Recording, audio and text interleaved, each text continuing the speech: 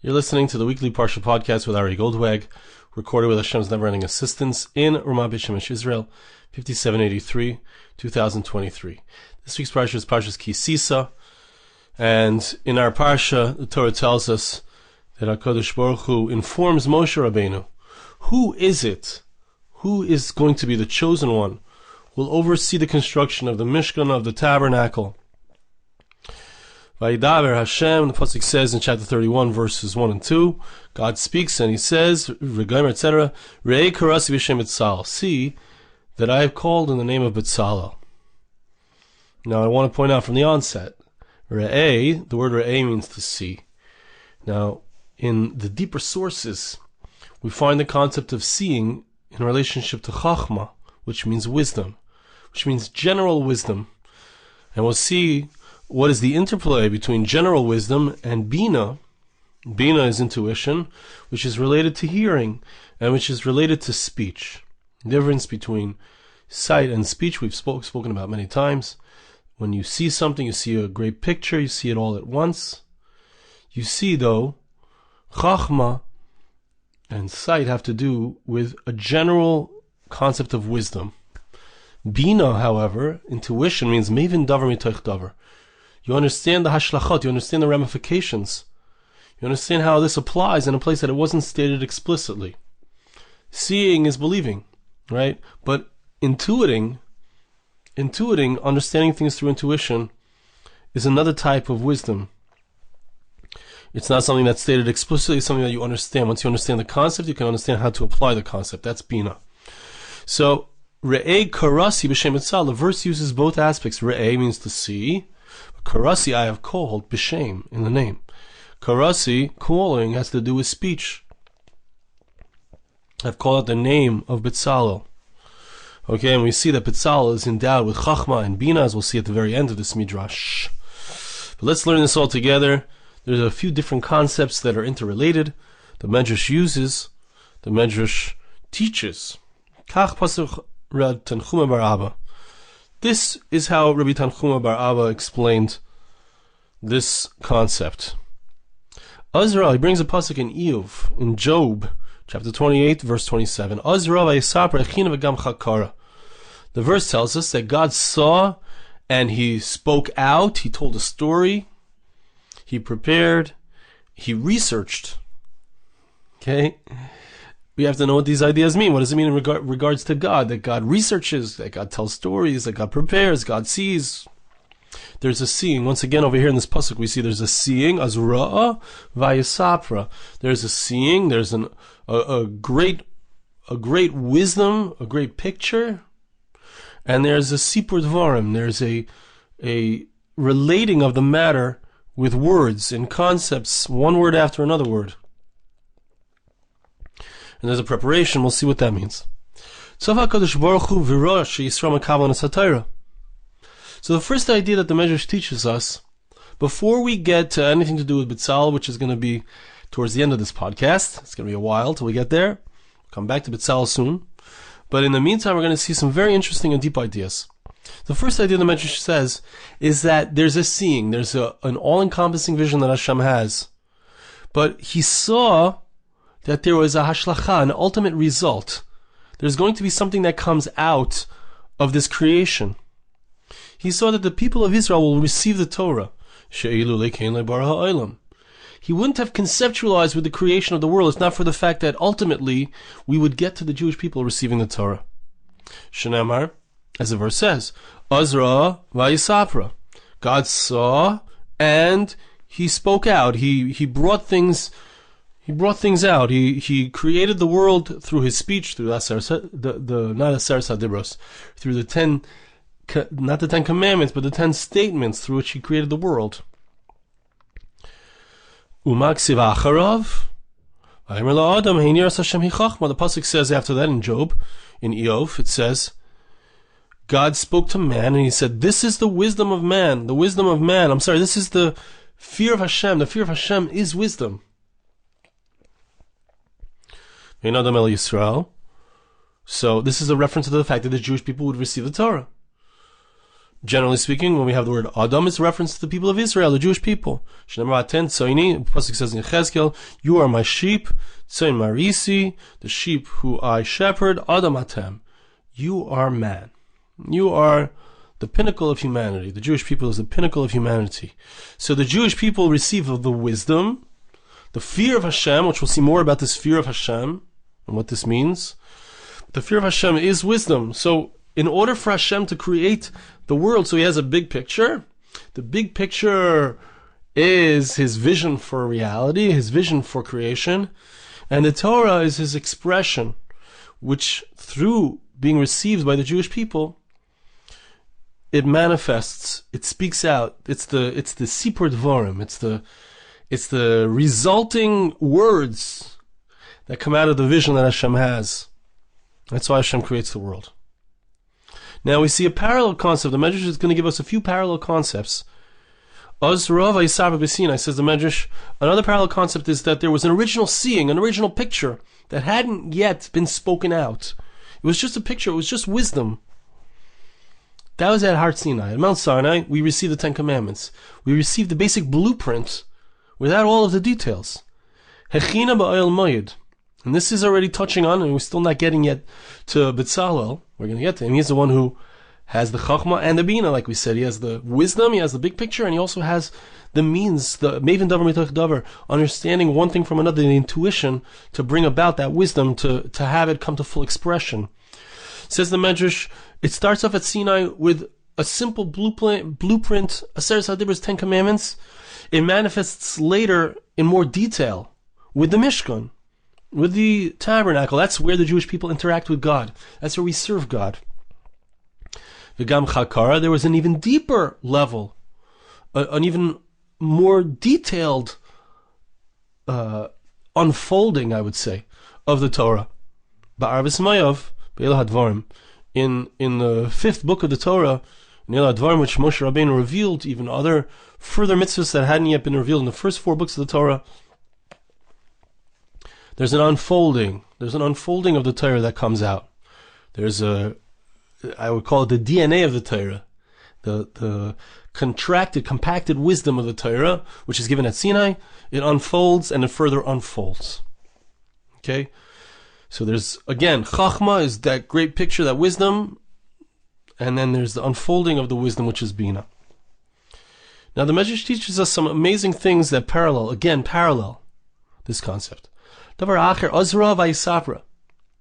explanation here. Amri Rabbanan Sarch Adam Liyos Noitel Mashal Learn Pirkei Agados Midrash B'Shoshu Mavakesh Amar B'Tzibur. We need to learn from the way that Hashem teaches us. The way that Hashem, so to speak, prepares a shir. God is giving over a shir. He's giving over a lecture to the Jewish people. Right? How does he do it? How does he communicate his will to us? How does he teach us the Torah? So we need to learn from the way that he teaches how we should teach when we are teaching.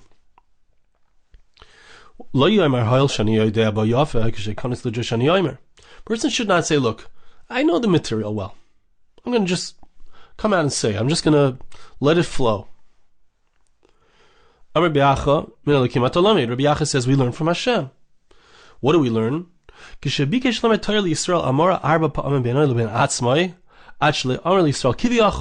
An important idea. And it's, of course, the Torah describes this, right? So, and on a simple level, it doesn't make any sense because HaKadosh Baruch Hu does not need to review what he's teaching 4 times, right? But if the Torah is telling us this concept, it says, right? It says 4 different languages. He saw the Torah, he speaks it out, he prepares it, he researches it. Why does it say these 4 languages? Because it's teaching us that HaKadosh Baruch Hu is the master teacher. And God, as it were, when he teaches, he wants to give us an example of how we should teach. Hashem goes over it 4 times between himself, meaning he goes over it by himself, as it were, 4 times. And then the verse says after that, he speaks it over to men, speaks it over to the human being. So that means that there's a understanding of it, right? The person, what are we talking about here? We're talking about somebody who understands the material. But he has not yet he has not yet spoken it out. And I've had this experience where I've had a shir, I've been giving some kind of lecture, and I felt like I was prepared, but then I spoke it out before actually speaking out in front of the audience, and I got it much clearer because I spoke it out for myself. So Medrash is telling us you have like 3 levels here, right? That's what we also saw when it came to Sinai, Oyel Moed, Arvis Moav. There's 3 levels. There's knowing the concept, there's the big picture, then there's the repetition of it, going over it. And the Oyel Moed means, right, think about what is the tent of meeting. It's the Oyel Moed, the tabernacle. It's a place that Moshe hears Hashem speak. It's like a private conversation. And then at Arvis Moav, it's Moshe Rabbeinu speaking over. He is revealing it to the entire Jewish people. Right? So we have the 3 levels of teaching. And really it's the 3 levels of the manifestation of God's will, of God's law in the world. We learn something, we understand it conceptually, we review it, and then we give it over to others. Right? When Hashem teaches it to Moshe, first he says to Moshe Rabbeinu all of these matters, and then he says, say this to the people of Israel. So there's a review, there's an essential review that's necessary in order for me to understand a concept. In order for me to give it over, I need to conceptualize, repeat, get the way of speaking clear, and then say it to my audience. That's how the Medrash tells us a story. The Rabbi Yocheved ben Turta, one time he came in front of Rabbi Akiva, he came to his synagogue, he came to his shul, his yeshiva. Amar lo amoy lekra Torah. Rabbi Akiva said to Rabbi Yochanan, he said to him, stand up and read the Torah, take an aliyah. Amar lahem lo avarti la parsha. So he said, look, I haven't gone over it, I haven't reviewed it, I don't feel comfortable to get an aliyah when I haven't gone over the verses. The sages praised him, because he didn't want to give a shir, or he didn't want to speak publicly when he had not yet reviewed the subject matter. He didn't want to read from the Torah without having reviewed it. This was something that was praiseworthy. We learn this out from this very verse in Yocheved, which is also an expression of what's happening in our Parsha with Betzalel, which we'll soon see. You need to see, you need to conceptualize, you need to speak it out, and then you can give it over. Amar Rabbi Hoshea. Now, Rabbi Hoshea tells us another parallel concept, which is very much related.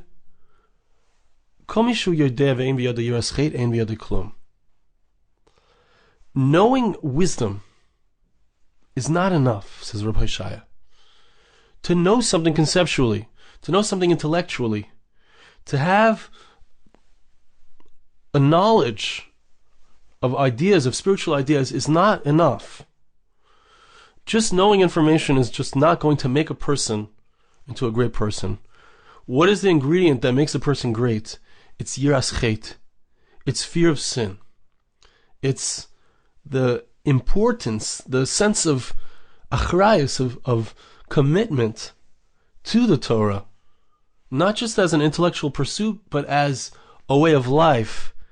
That is what determines whether a person really has Torah. Without that, without the Yiras Chet, without the sense of responsibility, a person does not have Torah. He has nothing at all. All right. So you have concept, the concept of the Torah, and you have the way that it expresses itself, the way that it's told over, so to speak, the way that it's expressed, it's manifest through my actions. It has to be manifest through my actions. I have to feel a commitment to the Torah, and it has to manifest through my actions. Kol nagar shem biyadei, and as a mashal, think about it. Let's say you have a master craftsman, a master carpenter. She'ein biyadei ergolia shaloi. If he doesn't have his saw, a carpenter without his saw, he's a great carpenter. He has the skill, he has the knowledge, he knows what to do with the saw, but he doesn't have a saw in his hand. He doesn't have, his knowledge is worthless. He doesn't have he can't make any closets, he can't make any tables, he can't make any chairs. Can't make any standards. Right? Lama, shekipli shel Torah Yiras Chet. Shneimar Yiras Hashem Yitzarei. The manifestation of the Torah, the way that the Torah comes to expression in the world, the way that it's spoken out, the way that it manifests is through Yiras Chet, is through fear of sin, is through commitment, responsibility. When I learn something, it's not just words on a page. It's not just beautiful intellectual concepts. It has to have an impact on my life. It has to change who I am. It has to change the way that I interact with the world. Rabbi Yochanan says a similar idea. Whoever knows the Torah, he knows spiritual concepts, but he does not act in the way of the Torah, it would have been better that he not come into the world at all, but rather that he be miscarried. That's why the verse says, it's the next verse in Eov, it says, it is the fear of heaven. He Chochma, that is wisdom. Binah. Turning away from evil is Binah. Let's see how this applies as well. Rabbi Yochanan is saying, Yiras Hashem is wisdom. Right? It has to manifest in turning away from evil. It has to manifest in a fear of heaven. That's the manifestation of the wisdom. Just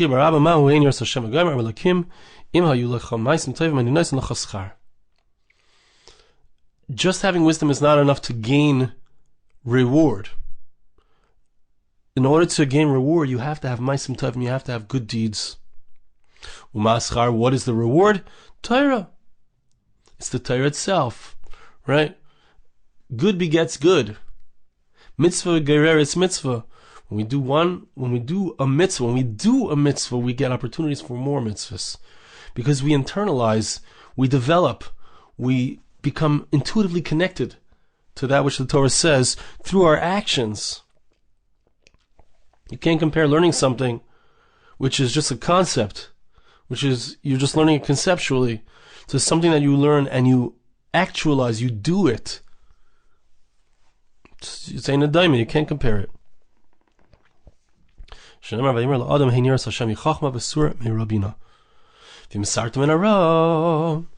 Medrash, finally, here's where we finally get back to Betzalel. If you turn away from evil, if you are not just an intellectual Jew, if you are not just someone who's interested in the spiritual, intellectual delights of the Torah, but rather you are somebody who allows the Torah to change you, to change your life, to change your actions, to be someone who actually takes action based on the words of the Torah, you are going to have children who are mevinim Torah, who have, since you have attached the Torah to your essence, to your heart, to your intuitive understanding, your children, you will have children who will understand the Torah. Why? Because they'll see it in action. They'll see it in action, and they will merit Torah. It says the Medrash, where do we learn this from? Yocheved and Miriam. We learn this from Yocheved and Miriam. The verse tells us, Shifra and Puah were the Mialdais.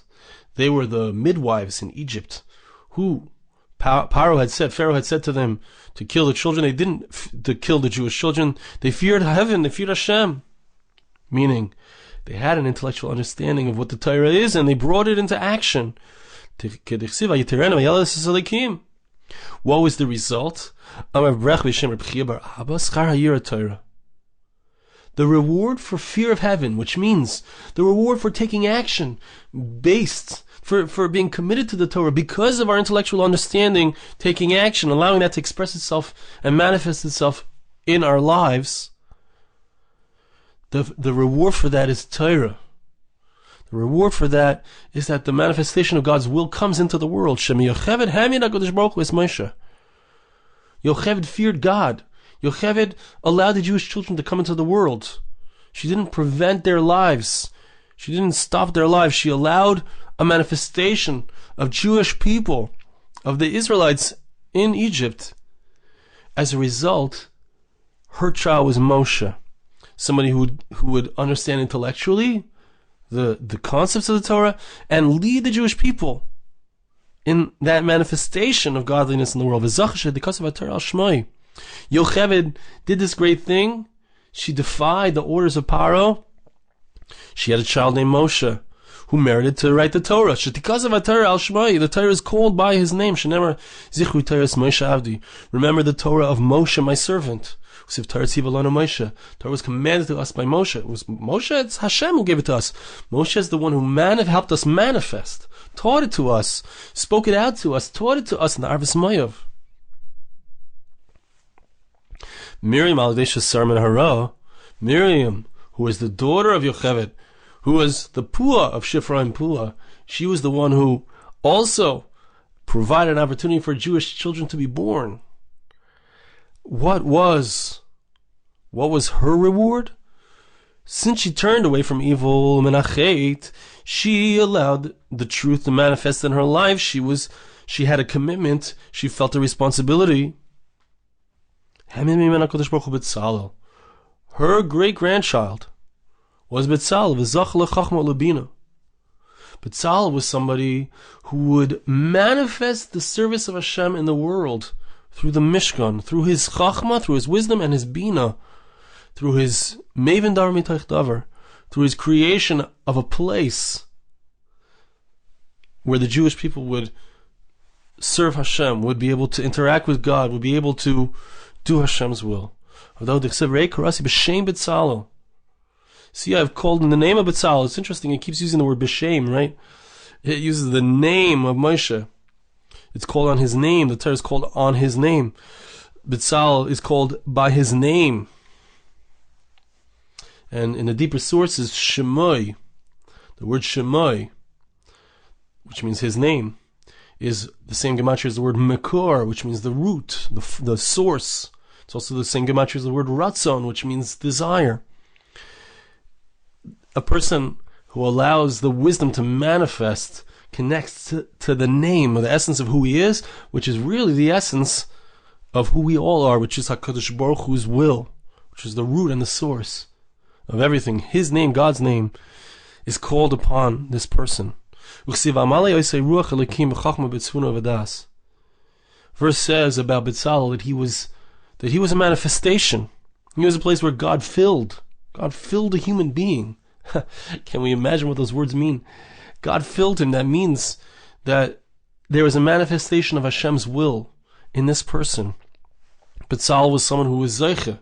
He merited to bring into the world a place where the Jewish people and God would meet, where they would further, not just hear conceptually what it means to serve Hashem, but they would feel an acharayis, feel a responsibility towards that connection. They would have an opportunity to serve him through the karbanos, an opportunity to atone for the sins that they've done. That sense of Yiras Chet, that's the fear of heaven, the fear of sin. So what do we have from all of this? We have that, how do we get to a manifestation of Hashem's will in the world? How do we get to being filled, like Betzalel was filled with godly light, with the Spirit of Hashem? How do we get to that? We get to that first through intellectual wisdom. First, by understanding what is it that Hashem expects from us. What is it that Torah wants from us? What is it that Moshe communicated to the Jewish people? And then, it's a sense of responsibility. It's a sense of Yiras Chet. Yiras Chet means fear of sin. I don't want to do anything wrong. I want to be able to do God's will. I want to make sure I'm doing things right. How does God's will manifest in my life? How can I fulfill Hashem's will? How can I come close to Hashem? How can I create a sanctuary for God in my very world? How can I create a sanctuary for Hashem in my home, in my family, in all of my daily interactions with people? How can I use every opportunity? How can I use my talents? How can I use my business? How can I use, everything that I experience as a vehicle for godliness in the world? That is a question that we need to ask ourselves, and that is what this medrash is teaching us. I'd like to bless you and ask you to bless me. Hashem should help us that indeed We should be able to have this intellectual understanding. We should be able to apply this intellectual understanding through the great carpenter's saw, through the Yiras Chet, through the fear of heaven, through the fear of sin, through the respect and the responsibility. We should all have that sense of responsibility and commitment. Hashem should be mezakas, give us the merit to be an expression and a vessel and a tabernacle for His Spirit to rest inside of this world. Thank you so much for listening. Have a wonderful Shabbos. This podcast was made possible through the gracious donations of listeners like you. For more podcasts like this, please visit www.arigoldwag.com or search on iTunes Ari Goldwag.